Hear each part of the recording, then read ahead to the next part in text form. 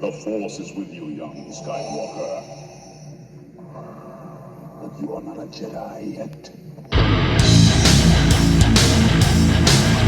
Hey guys, welcome back inside of the Plastic Planet. I'm your host Nick Nack, hanging out with you guys today. Guys, it is the weekend, and what is better on the weekend than to get a surprise visit from the FedEx driver. I actually forgot I had this coming, and I was in the middle of shooting my Clone Wars, Star Wars Clone Wars sort of love letter video that I will have for you guys up later in the week. But I wanted to get this up tonight because, well, it's not often you get something brand spanking new in the mail on a weekend and you got time to shoot it. And that is this Hyperreal Hasbro Luke Skywalker. Really excited to get this piece in my collection, guys.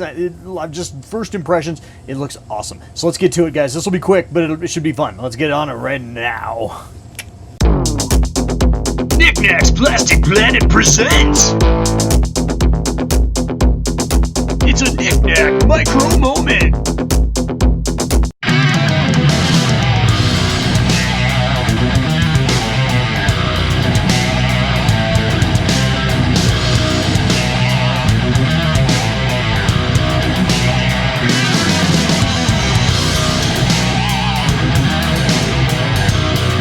Alrighty guys, so really quick here, he is just sitting on top of my computer desk here. This will be a real quick informal review, but it looks really damn awesome.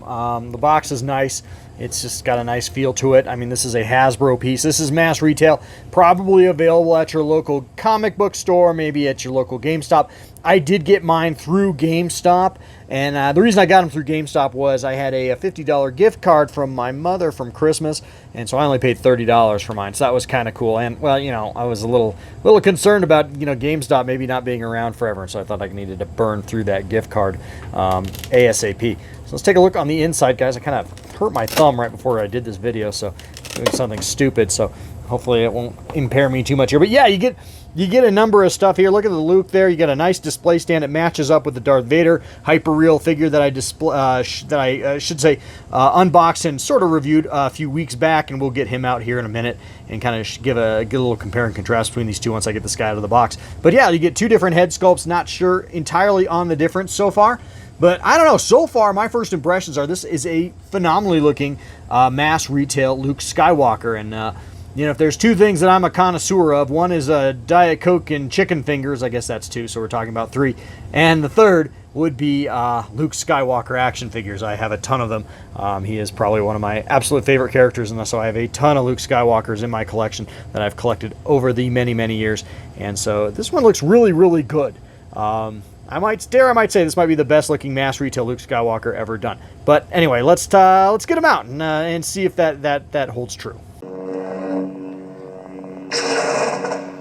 Alrighty guys, and here he is all removed from his packaging, which I was just looking at the packaging just now, and doesn't that box art just kind of look like Luke Skywalker as if he was done in sort of that Clone Wars animation stylization? That's sort of what Luke Skywalker's character would look like if he was in the Clone Wars sort of style. I don't know. I don't know. Maybe I'm out in left field on that one. I don't know. I think it looks pretty cool. Anyway, so here is the figure itself, and overall, I'm pleased with the sculpt. I think it looks. You know, it looks like Mark Hamill. He's not the easiest guy to nail down in action figure form, as we all know throughout the many, many years. Many people have said that, including myself. So pretty nice. The figure itself, the thing with these Hyperreal figures is the soft goods is not soft goods. It's actually rubber. And there has been some concerns raised about the longevity of using that particular material. I don't know.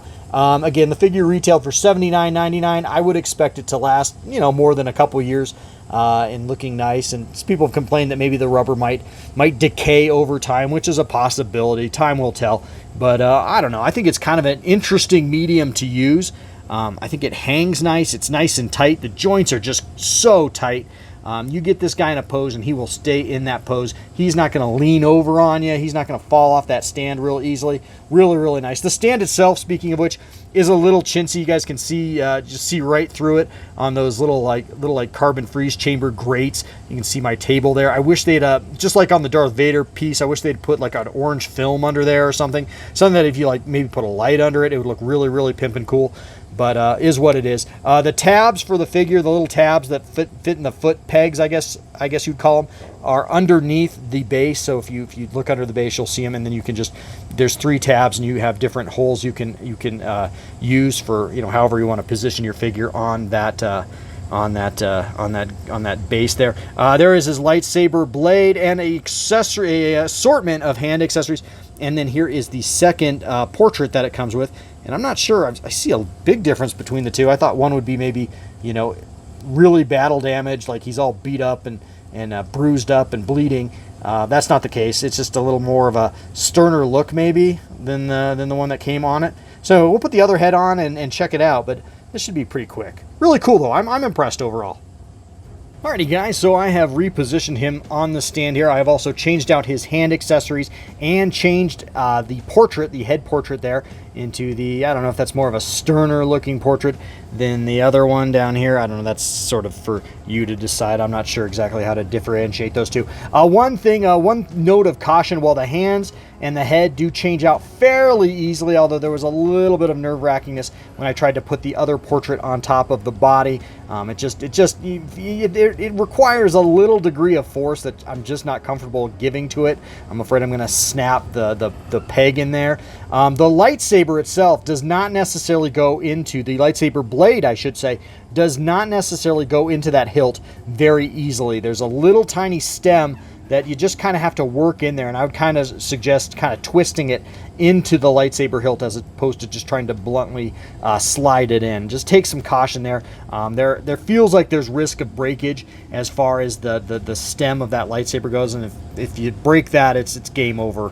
You're not going to be able to change out that lightsaber very well. I did reholster his blaster over here. Again, looks really good. Let's give you a little bit of a 360 if I can keep the camera in focus for you guys. It's always harder to do smaller figures on camera here for me, just because I don't have the resources here to really give you guys like a 4K experience. I just try to keep this looking as nice as possible. But anyway, there is the back side of him, looking really nice. I like the hair sculpt on this piece a lot, and overall I am really pleased with it. It looks really good. It's checking all the boxes that I want to check for a figure that I'm going to display. Really awesome. Let's do a little compare and contrast and wrap this up.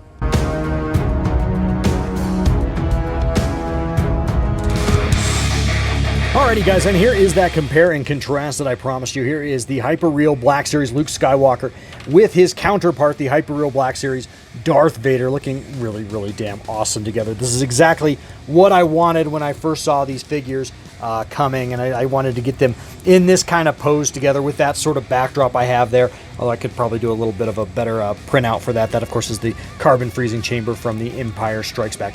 Really nice. As I was playing with these guys, just to give you guys a little bit of a comparison there, the Luke Skywalker does feel a lot more posable than the Darth Vader does. I was kind of trying to get the Darth Vader in a little bit better of a dueling pose, and he is a little more rigid than the Luke Skywalker, but you know, maybe that's by design. You know, I don't exactly think of a limber gymnast when I think of Darth Vader, so that's probably okay. But anyway, I think they look absolutely awesome together. And again, this is a totally different scale than anything that Hasbro has done in the past, so these probably won't look great with your other figures unless you kind of have them as a centerpiece.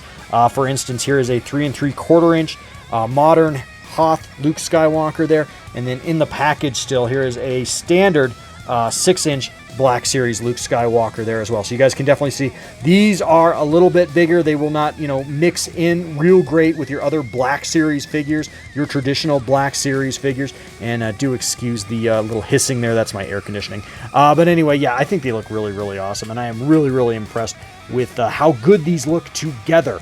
Now, you know, as I mentioned earlier, the major complaint is the rubberized materials used in the basically used in the costuming on these, and time will tell if those hold up. But you know what, hey guys, I'm 44 years old myself, and I'm not gonna last forever either, so I don't know, doesn't really bother me too much. $80 each is the going price point, and I think you guys can still get both of these guys probably at Big Bad Toy Store or other online retailers. So looking really damn awesome. Oh, and probably brick and mortar, you could probably head over to your GameStop and get the Luke Skywalker today, maybe.